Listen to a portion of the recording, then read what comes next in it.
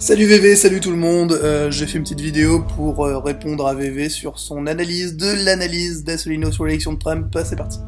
Salut, ça va? Alors, je vous fais une petite vidéo pour analyser la vidéo d'Asselineau qui s'intitule « Analyse de l'élection de Donald Trump, président des USA » par François Asselineau.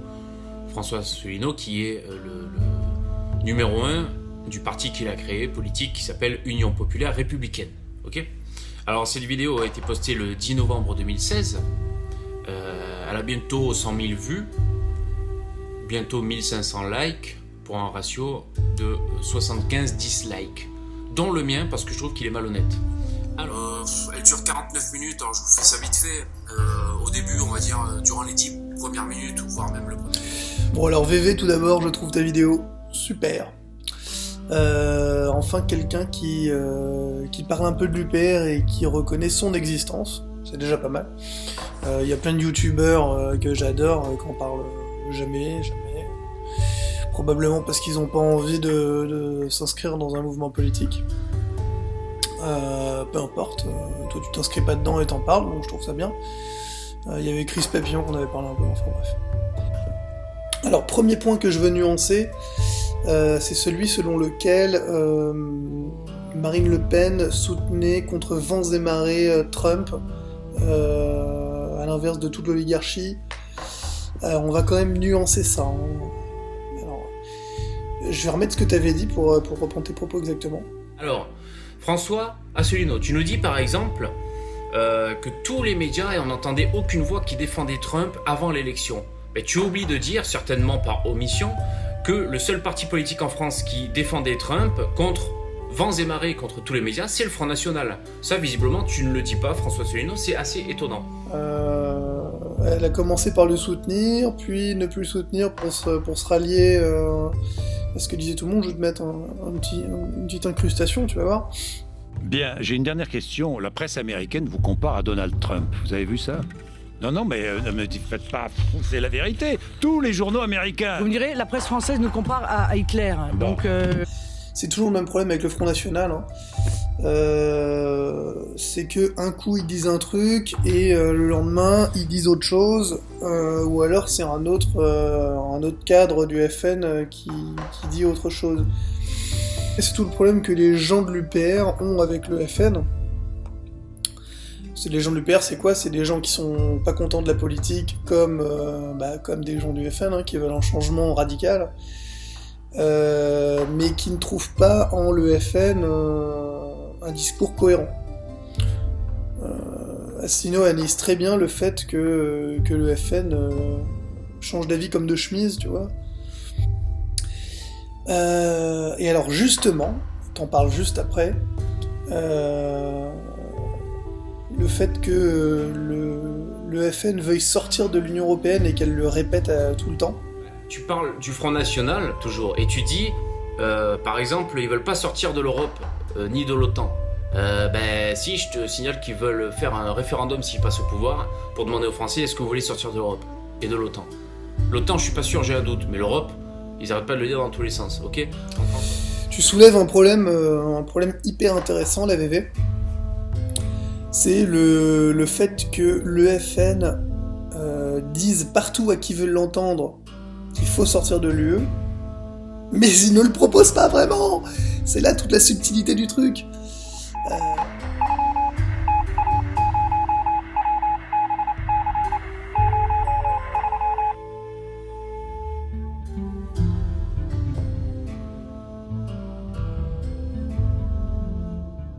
il faut préparer la sortie de l'euro. Oui, il faut la préparer de manière négociée et concertée, parce qu'écoutez ce que je vous dis aujourd'hui,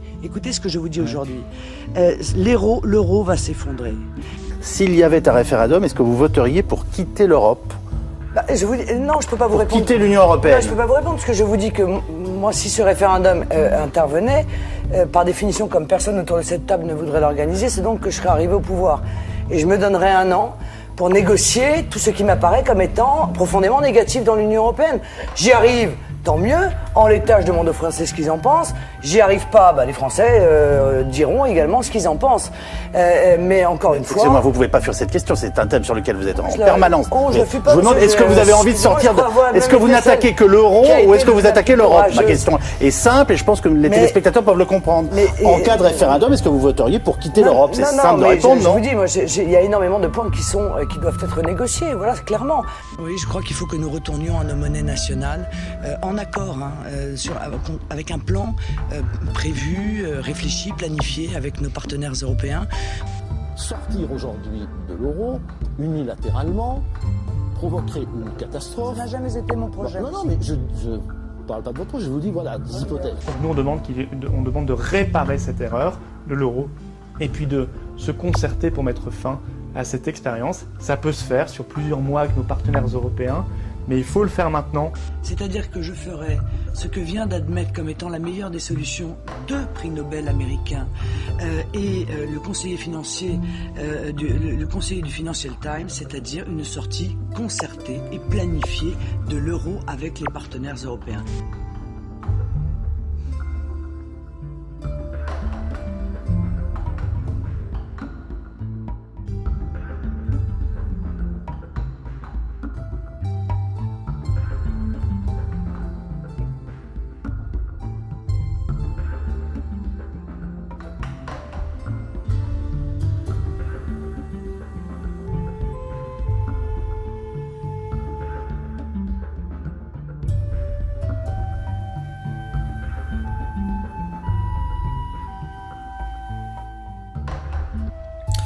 Alors, bon, là, visiblement, tu connais pas suffisamment les analyses de l'UPR, et c'est pas du tout que je te blâme ou quoi que ce soit, hein, ça prend du temps de s'y intéresser. Mais en gros, l'analyse d'Asselineau sur le FN, c'est de dire que le Front National ne propose pas réellement de sortir de l'Union Européenne. Alors, pourquoi il avance ça ?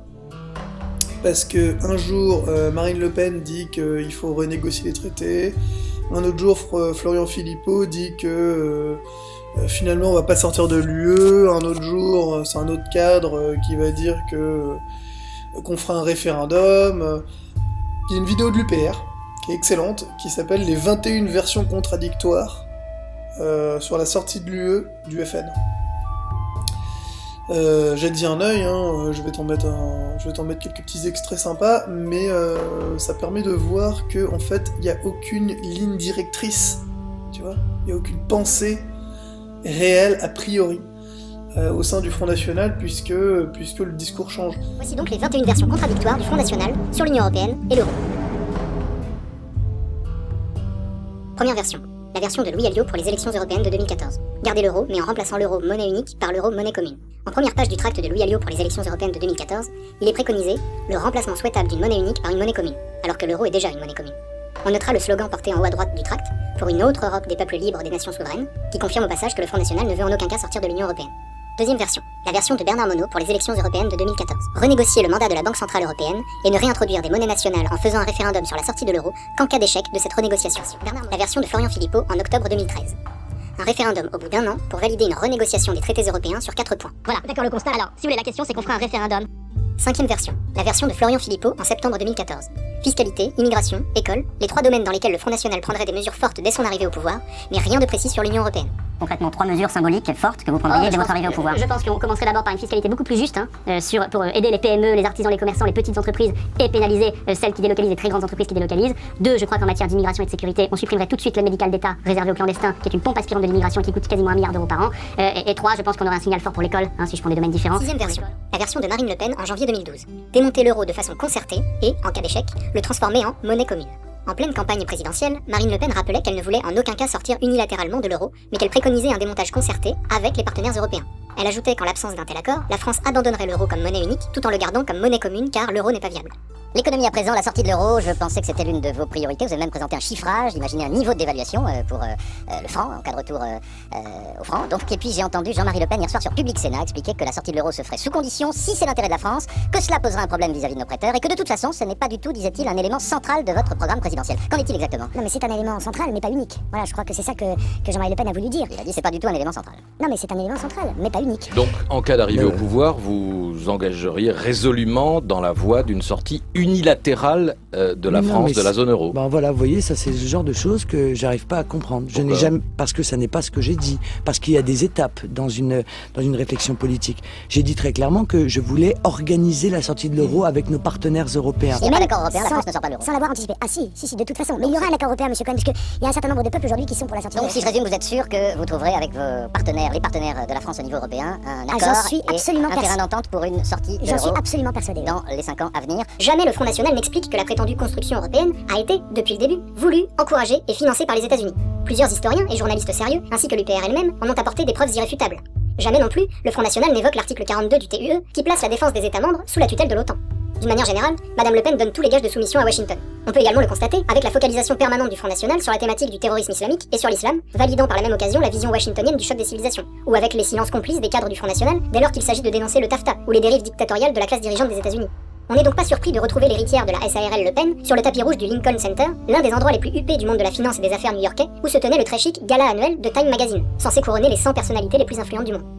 Non, à la suite de l'entretien, au cours duquel Madame Le Pen va jusqu'à dire: il y a quand même un certain amateurisme à n'avoir pas prévu le processus qui consisterait, suivant la volonté d'un des peuples de l'Union européenne, d'envisager qu'ils sortent de cette Union européenne. Comment est-ce qu'on pourrait sortir? Il y a quand même un certain amateurisme à n'avoir pas prévu le processus qui consisterait, suivant la volonté d'un des peuples de l'Union européenne, d'envisager qu'ils sortent de cette Union européenne. Madame Le Pen, juriste de formation, ne connaît donc pas l'existence de l'article 50 du TUE? 3 ans auparavant, au cours d'une de ses conférences, l'Union populaire républicaine l'avait interpellé sur l'article 50. À propos de la sortie de l'euro, il semblerait que les traités l'interdisent en dehors du contexte de la sortie de l'Union européenne. Il y a un article 5... Pardon? On vous aurait menti alors. Ce sont les articles... Un seul article permet la sortie de l'Union européenne, c'est l'article 50, que défend M. François Asselineau de l'Union populaire républicaine, qui est interdit des médias et que vous connaissez parfaitement, n'est-ce pas? Oui, non, mais la question c'est de savoir comment sortir de l'euro sans sortir de l'Union européenne. Vous savez pertinemment qu'il n'y a qu'un article qui l'autorise, c'est l'article 50 du TSUE. Preuve supplémentaire, s'il en était besoin, que si Madame Le Pen voulait réellement sortir de l'Union européenne, elle n'occulterait pas l'existence de l'article 50, seule voie légale qui permet justement de sortir de l'Union européenne. 20e version. C'est ça, il faut regarder les 21 versions contradictoires du FN, il faut regarder les conférences d'Asselineau pour comprendre le piège linguistique du truc. Hein. On attire les gens mécontents en leur disant hey, venez, c'est nous le parti dissident ou le parti anti-système ou le parti alternatif pour construire une autre société, pour sortir de ce carcan qui est l'Union Européenne, hein, parce que alors ça c'est un carcan, il n'y a même pas de discussion possible. Je pense que ceux qui sont pas au courant de ça, c'est ceux qui se sont pas encore documentés ou qui préfèrent se voiler la face, hein, bref. Peu importe. En tout cas, le FN ne propose pas clairement de sortir de l'UE. Voilà. On peut continuer avec Mélenchon, hein, qui en parle aussi, mais c'est pareil, c'est de la rhétorique. Il faut regarder ce qu'il propose dans son programme, ce qu'il propose dans sa profession de foi. La profession de foi, elle est envoyée à tous les électeurs. Et elle fait, c'est un format A5 quoi, c'est tout petit, donc tu mets l'essentiel dedans. Si dans leur programme ils proposaient de sortir de l'Union Européenne, de l'euro et de l'OTAN, c'est pas une mesure anecdote quoi, c'est pas un petit truc en plus, genre on va enlever des radars routiers quoi. Ce serait clairement écrit en gros, en gras, en premier, ce serait quelque chose qu'on passerait pas à côté, quoi. Il n'y aurait pas de doute possible. Mais tu vas voir, en 2017, on va pouvoir voir leur profession de foi, et on verra bien s'ils proposent de sortir de l'Union Européenne ou pas. En tout cas, jusqu'à maintenant, ils ne l'ont pas proposé. D'ailleurs, Asselineau et l'UPR offrent une caisse de champagne, hein, je te le dis pour info si jamais ça intéresse quelqu'un. On offre une caisse de champagne à qui peut nous trouver une profession de foi de Marine Le Pen, mais me semble-t-il que ça fonctionne pour tous les partis, hein. Une profession de foi qui proposerait de sortir la France de l'Union Européenne. Alors de manière claire, hein, bien évidemment, mais de toute façon, il n'y en a pas. On a déjà cherché. Mais si ça vous intéresse d'essayer d'obtenir cette caisse de champagne, me semble-t-il que c'est du champagne UPR en plus, donc pourquoi pas. Ce qu'on aime à l'UPR, c'est qu'il y a une ligne et que c'est toujours la même, ok.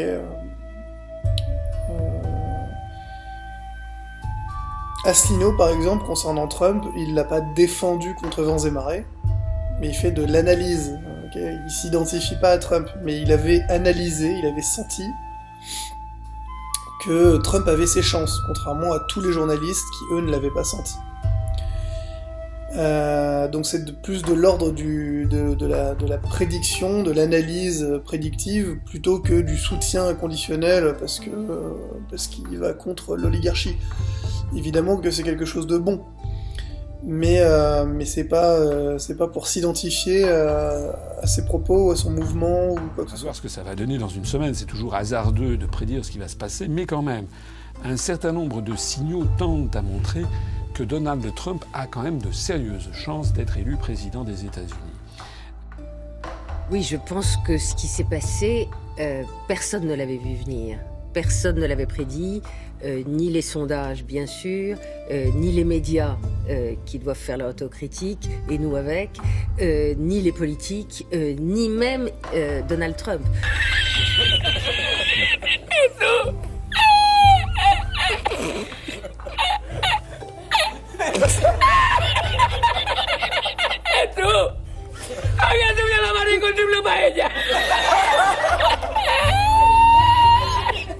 Même chose pour le Brexit. Le Brexit, personne l'avait vu venir, sauf Asselineau, et c'est justement ce qu'on peut porter à son crédit. Et c'est quelque chose qui va nous permettre aujourd'hui de défendre le Frexit après le Brexit, avec quand même un poids supplémentaire, quoi. Je voudrais aussi rappeler que le Front National est tout le temps invité sur les plateaux télé, hein. Il y avait eu une étude qui disait que le Front National était le parti politique qui était le plus invité dans toutes les matinales en France. Je veux dire, le Front National a les portes grandes ouvertes. Tu vois, si vraiment le Front National c'était le truc qui faisait très très peur à l'oligarchie et qu'il fallait surtout pas qu'il passe, on le verrait pas sans arrêt dans les plateaux télé. Le FN, grande nouvelle, ne propose pas réellement de sortir de l'Union Européenne. Alors oui, Marine Le Pen répétait sans arrêt que l'euro c'était une catastrophe, que la construction européenne, il fallait en sortir, etc. Mais en fait, à chaque fois qu'il y avait des élections, dans sa profession de foi, il se trouve qu'elle ne parlait pas du sujet européen, donc ça pue, tu vois. Si elle fait que en parler et qu'elle le propose pas ni dans sa profession de foi ni dans son programme, ça pue la merde, quoi. Alors dans son programme, maintenant, elle a rajouté un truc, depuis qu'on la critique vachement à l'UPR, elle a mis un truc d'ailleurs qui a même pas de sens juridique, hein, puisqu'elle cite l'article 48, puisqu'elle cite l'article 50, justement, enfin, mais pas dans le bon cadre, en disant qu'elle va renégocier je sais pas quoi, bref. Elle ne s'engage pas clairement et définitivement auprès de son électorat, auprès des Français, à sortir la France de l'Union Européenne, et donc de l'euro, et de l'OTAN, pour lui redonner sa souveraineté nationale qu'elle n'aurait jamais dû perdre. Je sais pas, tous ceux qui entendent ça et qui se disent non mais attendez, la France est trop petite, vous êtes victime vous êtes victime de lavage de cerveau, les gars, c'est tout. La France est la 5e puissance mondiale, ok. La France est pas trop petite pour quoi que ce soit, ça c'est des conneries. Dans ce cas-là, la Suisse, c'est quoi? C'est... Où est-ce que ailleurs dans le monde il y a une construction telle que la construction européenne où les pays se sont mis ensemble pour pouvoir défier la Chine, les États-Unis ou je sais pas quoi? C'est de la propagande. C'est de la propagande. Ça, il faut vraiment le comprendre. Et le meilleur moyen de le comprendre, je suis désolé, mais le mec qui en parle le mieux, je trouve, c'est le fameux Asselineau, hein. Il faut regarder ses conférences. Alors oui, il y a sur longue, hein, VV, c'est sûr. Mais parce que lui, il se contente pas, justement, de dire « c'est plus compliqué que ça, machin ». Justement, je trouve que il a la décence et l'intelligence de pas utiliser cet argument, qui est facile, mais lui, il va au bout des choses, donc ça prend du temps, c'est vrai. Ça prend du temps. Voilà. Il y a un seul truc qu'on peut pas transférer instantanément, en quantité, c'est de la connaissance. C'est le seul truc qu'on peut pas transférer en quantité, instantanément, contrairement à un gros virement de paquets de sous, tu vois. Ça, on peut te le virer sans problème. La connaissance, ça prend du temps. Donc il faut s'y intéresser, il faut regarder, il faut réfléchir, il faut se documenter, il faut aller vérifier les sources, il faut échanger. C'est ce qu'on fait actuellement d'ailleurs.